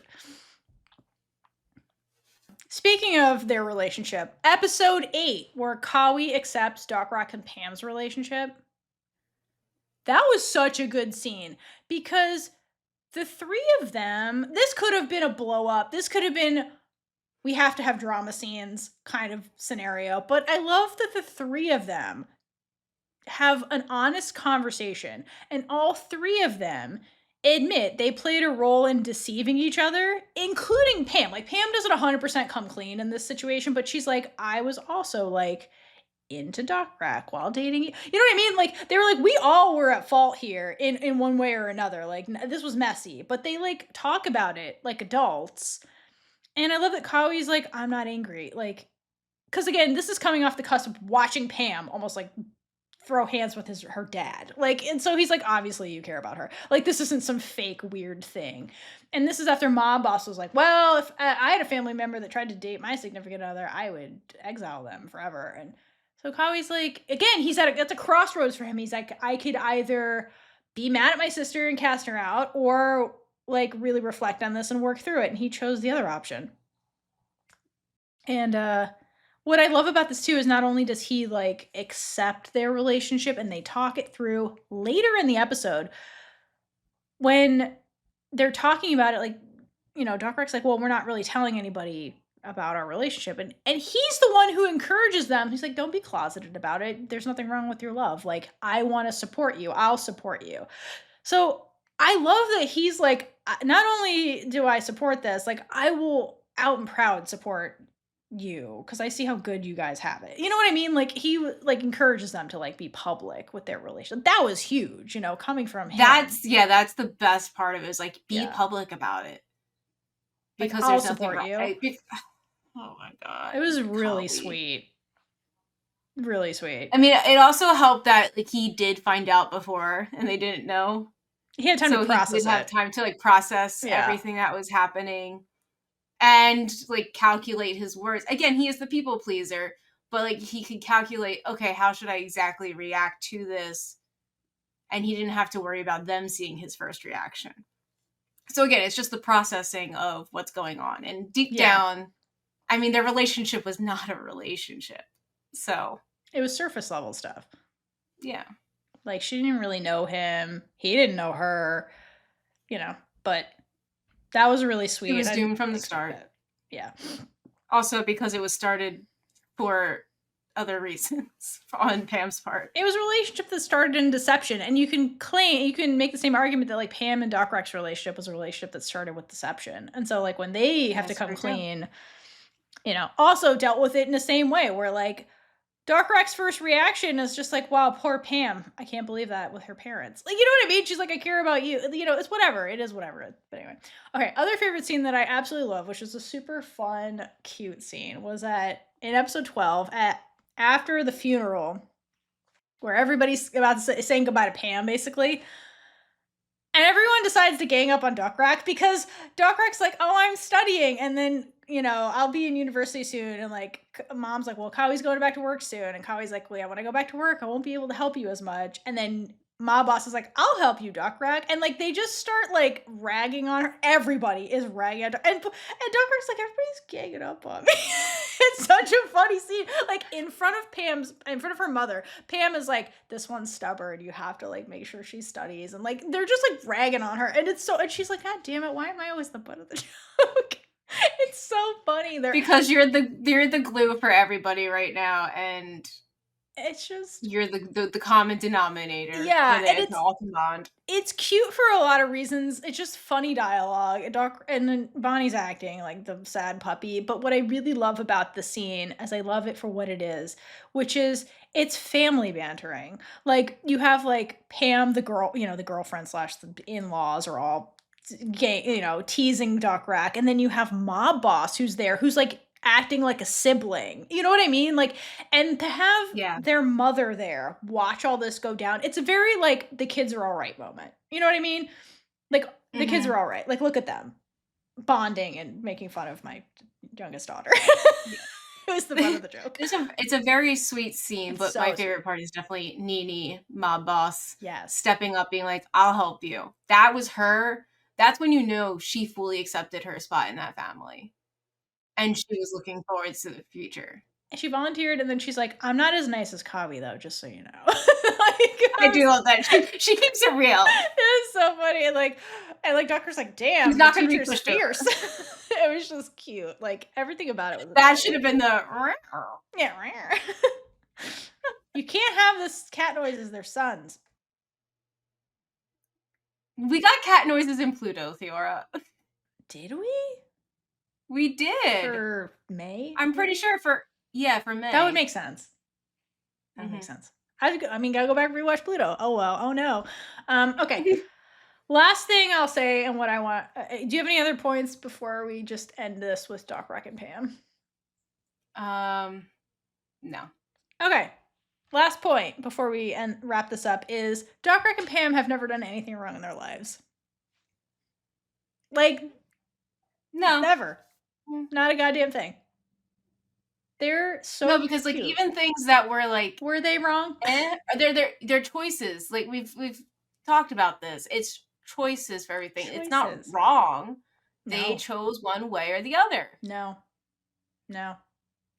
Yep, I love them. I thought that they were a very complimentary type of couple where you had like sunshine, black cat, and then as in the beginning, and then they got to know each other and they started rubbing off on each other, and you see like Dokrak's cheekiness. One of the running jokes is like, Pam, you're suddenly all cheeky and affectionate and stuff, and that was because Dokrak taught her how to do it, and then she's like, I'll do it back, and like you can see them rubbing off on each other, which is how relationships work. So like the way they fleshed them out was very realistic. It felt organic and realistic, and not circumstantial. It was just like a consequence of them spending time together, and they started to like rub off on each other, which is how that works, and it was really cute. Personally, I really enjoyed that. What okay, so ending with the two of them. Speaking of ending, Oh, wait, the wait, wait. last You're gonna talk about their last scenes? yes, yes, Okay, yes. wait. Before we Go get ahead. there, I just wanna, in the middle, say one more quick thing. I love that there was no grandiose end for them. It's just they were just living a simple life at the end. And particularly, I love that there's no like big marriage thing with them. Like this show was shot in a time where like it is legal. Same sex marriage is actually legal in Thailand, but when they filmed this or when it released. And so I love that we get like the cute like can I have your last name proposal thing, and then we just time jump and they're already married and there is no like big announcement. Big When show. if you notice when they cut 4 years later and we get to Dokrak and Pam, they have the shot of them like waking up together, and if you notice on the side table is their marriage license. That's how they announce it. They're like, "Here it is. There's their marriage announce. There's a marriage license in the bed with them, and they have rings." And then later it comes out verbally, but like that's it. There was no big anything. It was just they were just living their life. And that's like how marriage really is most of the fucking time. Like it's just this thing that happens. And like I love that they didn't make a big deal about it. They just continued being Dokrak and Pam. And they wake up the same way they've always woke up together, which was like being like Dokrak not waking up because she's not a morning person, which never changes. And then Pam was the morning person who's like, Dokrak, you gotta get out. And like, let me pepper you with affection so that you'll wake up. And the Dokrak's like, yay, this is how I like to wake. Like they don't change. Like they're just still them. And that's what marriage is. It doesn't change you in this profound way. It's just like a thing it's a big party to celebrate your I mean, to some people. But like, you know what I mean? It didn't change them and make it this big announcement. They were just like, that's part of our journey. That was it. I loved that. Thank you, GMMTV, for that choice. I liked that choice a lot. Also, I'm just personally glad we didn't get the wedding because I hate weddings. I do too. I'd rather have the proposal than the wedding. Unless I mean it works for some stories, but like here, I love that they skipped all of it. They're like, no, because this show is more about living in the moment. Right, they're living their lives. And just yeah. I mean, they could have time jumped to the wedding, but they didn't. But yeah. Yeah. I like that they didn't. Yeah. You know what? Because it kind of makes this next part more impactful because you know what? Let's just get into the scene. Do it. So they go teach these little children about taking care of their teeth, and all these scenes with the kids are the cutest thing. So they didn't do like, oh, Dokrak and Pam have children, but they have them interacting with them, and I think that's like a better way because like not all couples need to have children, but it's still you getting that like dynamic. And then they are all having lunch. First of all, I don't understand where their actual teachers are because these two are definitely not their actual teachers. I think in the dialogue, they're like, we're the substitute teachers for the day. Because like they did dental health and then they did art. So I think they were the teachers. Okay. That day. You know what? That would make sense then. Yeah. Okay. They are the adults. They are the adults. And the kids are like, "Are you two dating or So cute. girlfriends?" And then the looks that they got, they were like, first of all, the fact that they're able to say this is amazing, but they tell them, "We're actually married." And then the kids are so happy So for it. cute. And it's just like showing that the generational acceptance. Like, we don't have any of that. What? You're married? She's a No, girl. it's just like, yay, you're married. And they love them. And it's just so cute. I love those scenes so much. It makes my heart happy. I think that was beautiful for all the reasons you said. I also love the Pam being like, "Stop looking at my wife" scene with the child. First of all, Oh my A, God, it was yeah. funny, but this is a nod to the novel because in the novel, mini spoiler, what ends up getting the two of them back together in the end is this little boy who basically tries to flirt with Pam as the dentist, and Dokrak finds out. Like, they're not on speaking terms. It's like it's very different than the. But anyway, Dokrak essentially like sends the kid to Pam and is like, give her this cake because Dokrak owns a bakery. That's why I thought Dokrak was gonna take over the dessert stand because in the novel she ends up with her own coffee Oh. shop slash bakery, and is like, hey, try to give her cake because like, Pam doesn't like desserts very famously because she's a dentist.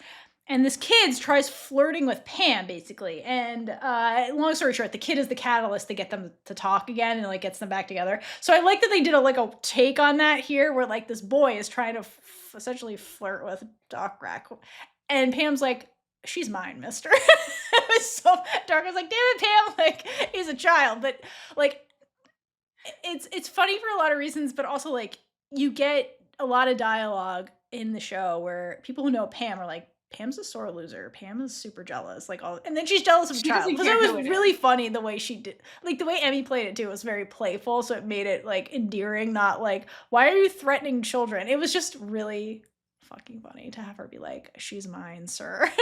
Like it was so funny. That was I love the adorable. way they did all of it. It It was was just yeah, great. it was a cute way to end it for them because like, there was a scene where they're like, oh, Pam's like, "Should we run away together? Should we run away to a small town?"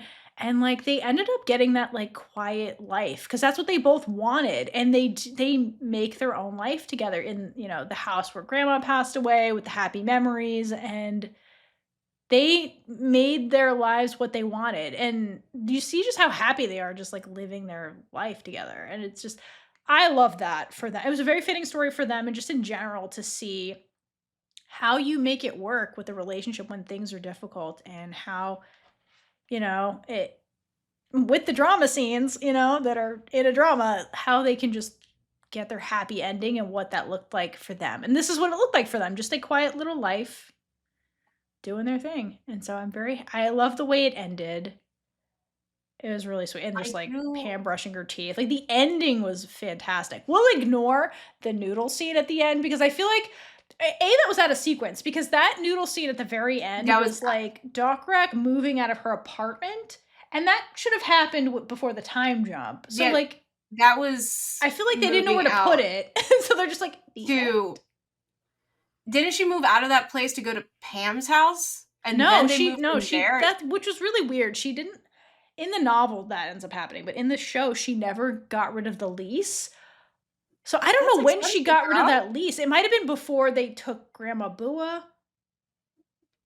I don't know. I feel like they didn't know where to put. They had that somewhere, and then they're like, "Crap, where do we put this?" So they just like tagged it out. They did that in Pluto too a few times. So they're like, "We have this product placement scene. We don't know where to put it. We'll just put it at the end."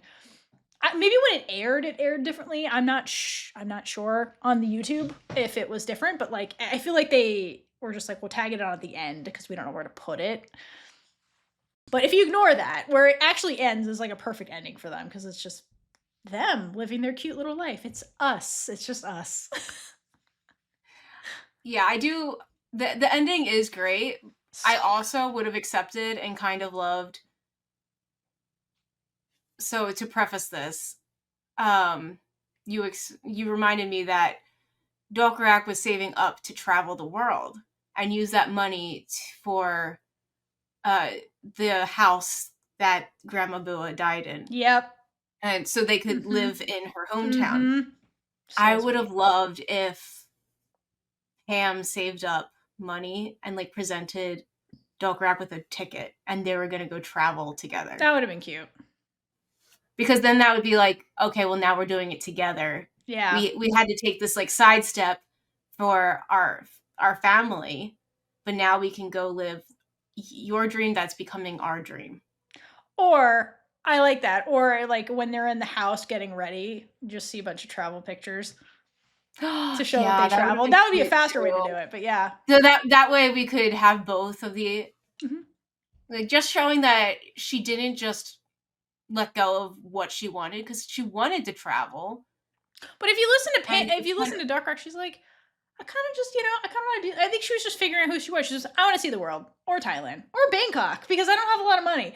So that's true. like Maybe she maybe was just trying to find her place in the right. world, And here it and now is. her place in the world is Is with right Pam, here. exactly, yeah. But it would have been cute So, if they traveled, or like there's evidence of them yeah, traveling.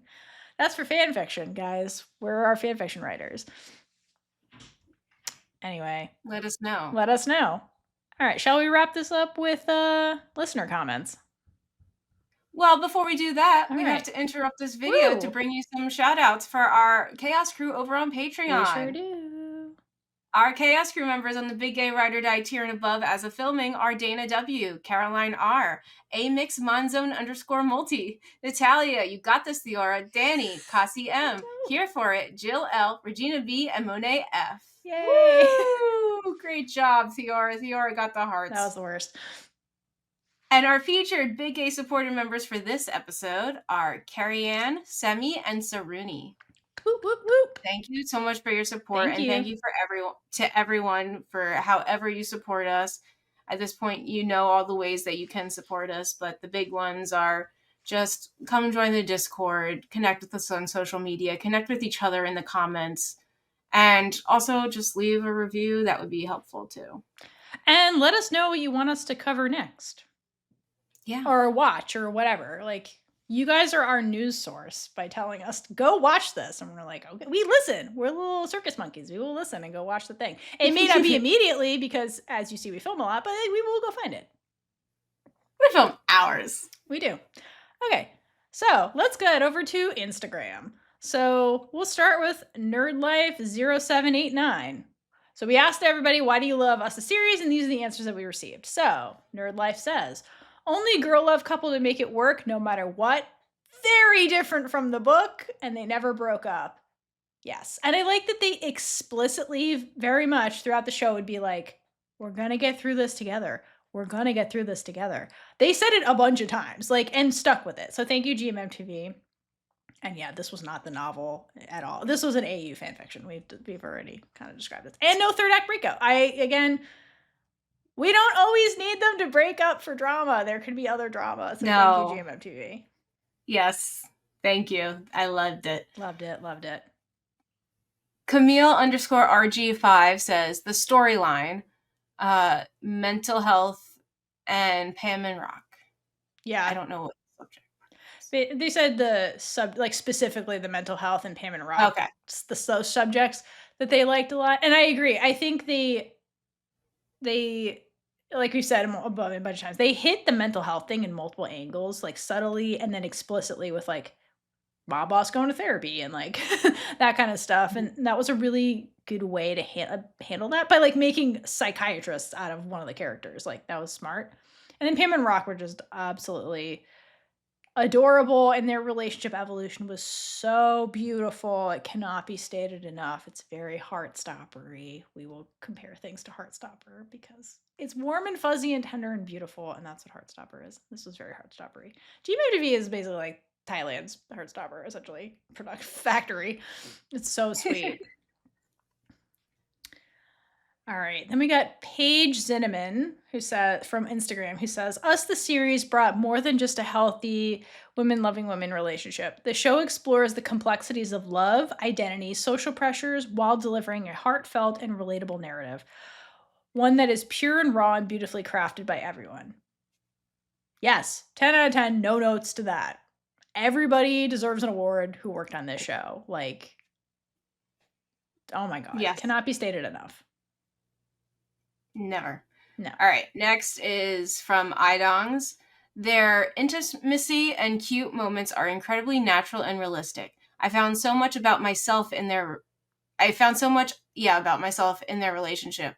It was so soothing to watch their pure love and connection. I think this series showed us an authentic WLW representation like no other girl love.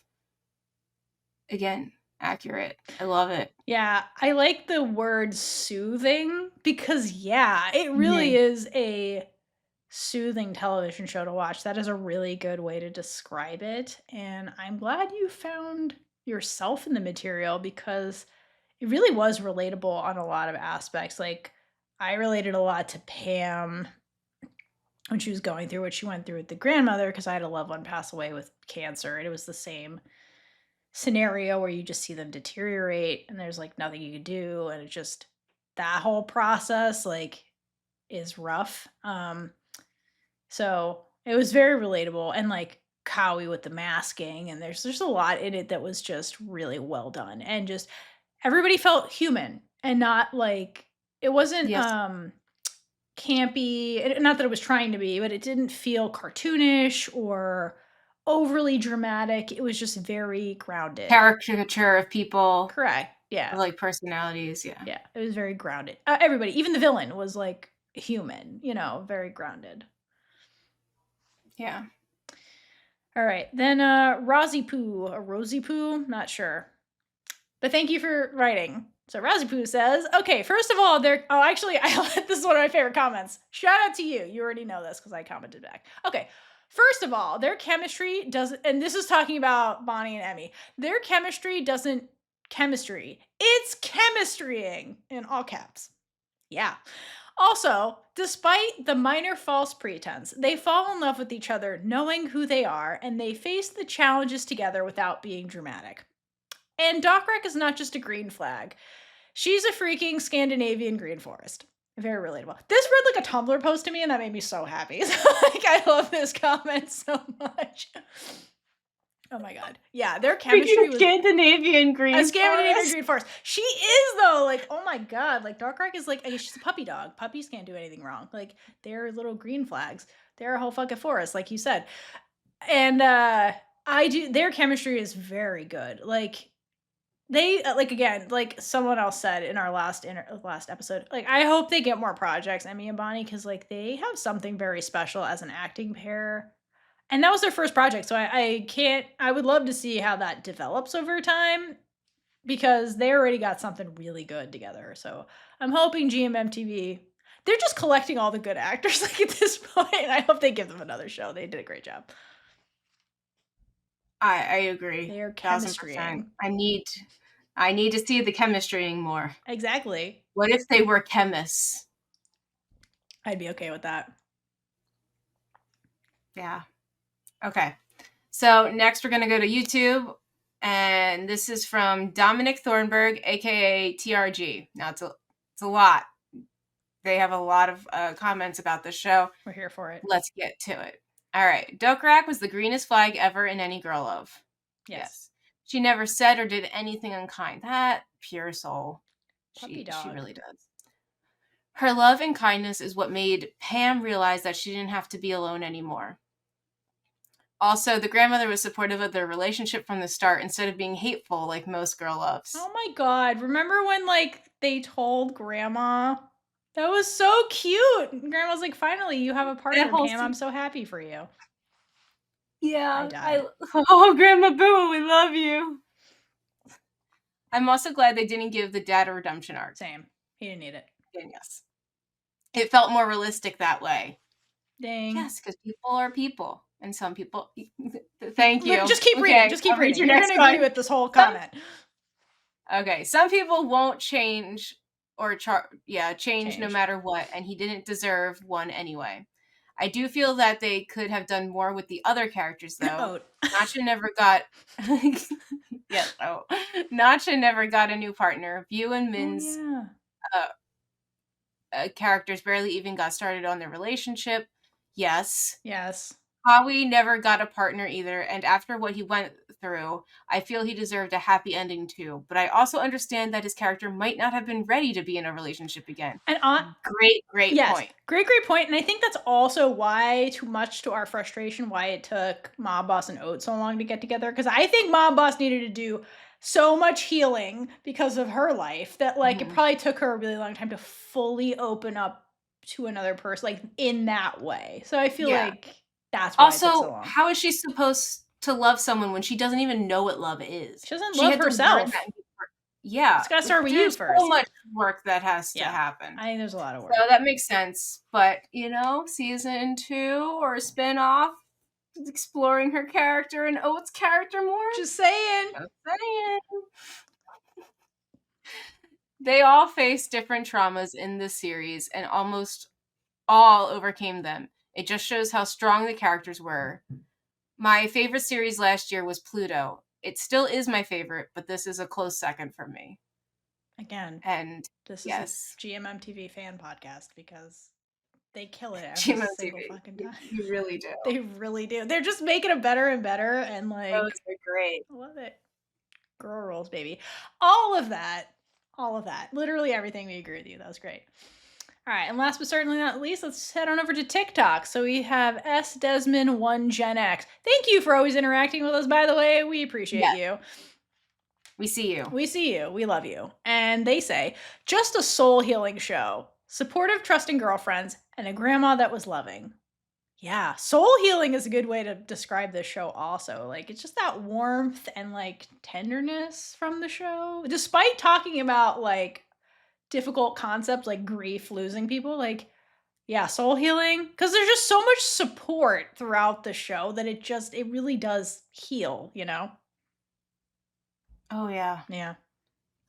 The support, just yeah. It's the best. I just love it. I can't. I'm sorry. My words are not wording right now because all I can say is I love it. I know. I love it. Sarah B says, beautiful, non-toxic relationship, good communication. Villain, Nini, not the dad, with depth. Okay. Understandable motive, not just homophobia like in most girl loves, and a deserved redemption arc, mental health rep. Yeah. They definitely did not go the homophobia route at all. Yeah, at all. Like they're like, no. No, they didn't. Not at all.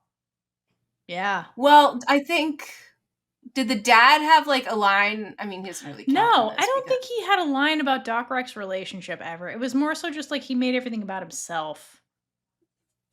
Yeah, because he didn't care. He was mad about her not going to med school, basically.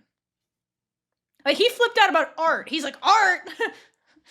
You know what I mean? That's what he was mad about. I don't even he put together that she was with Pam and that... I don't think he even knows about Pam. Why would she tell him? I don't think he ever knew. He doesn't deserve to know. He doesn't deserve to know about you, girl. Fuck that man. All right. Let's move on to Lexa. Lexa says, love the whole cast. They did their roles beautifully. In parentheses, chemistry was on point. Sure was. It was chemistrying, to quote our other listener. Love that they went a different route with the story than the novel. Yes, honestly, like I tried to reread some of the novel and I was like, this is so different. I'm so glad they did what they did. It was a really good fan fiction based on a Chow Planoy novel. That's how I describe it. So good.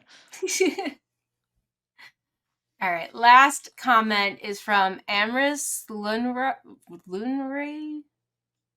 I apologize. I butchered your name. All right. The stories delivered from any... Okay. I'm sorry. Let me restart. The stories delivered from any girl love series I have watched are very beautiful and wholesome. Love each and every one of them. Hell yeah. The consensus is we loved Us. Us was beautiful. So good. Okay, but if you had to give out the Big Gay Energy Award to something in Us the series or someone, what would it be? Okay. I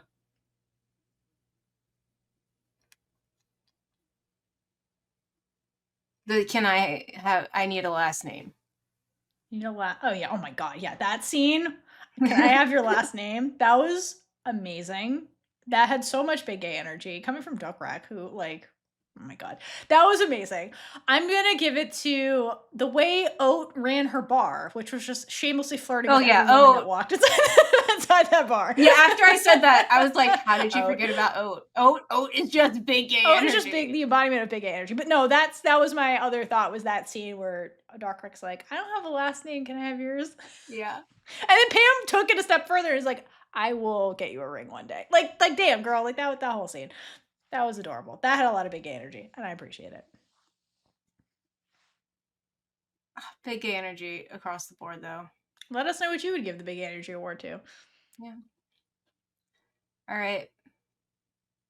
Secret No, word? it's okay. No? All right. Well, No, that concludes us, the series. If you would like us to ever get into the show in more of a scene-by-scene format, just let us know. Obviously, we will happily talk about this forever. So just let us know. But next up, we're going to be talking about Pluto. Finally, for those of you waiting, we're sorry. It's just us happened. What did you want from us? So That's what happened. that is what happened. So we will get into Pluto, and it will be a scene by scene. We'll go episode by episode and really dive into it, because there's so much to be said about that incredible show.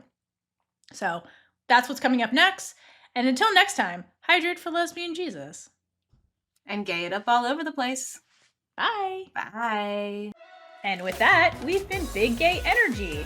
If you like this episode, check out all our other episodes right here on YouTube. Please like, leave a comment below, and subscribe for more amazing super gay content.